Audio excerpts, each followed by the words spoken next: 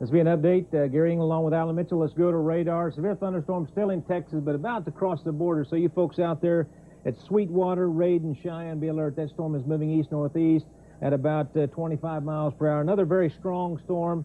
That would be out northwest of Gage. It's moving east-northeast also. That storm is moving towards Sweetwater. Could produce very large hail and damaging winds. Take a quick look at the Alpha system. You see the lightning track shows this storm to be moving to the east-northeast. Lightning is increasing with it. Stay with us here at TV9. We'll keep you advised.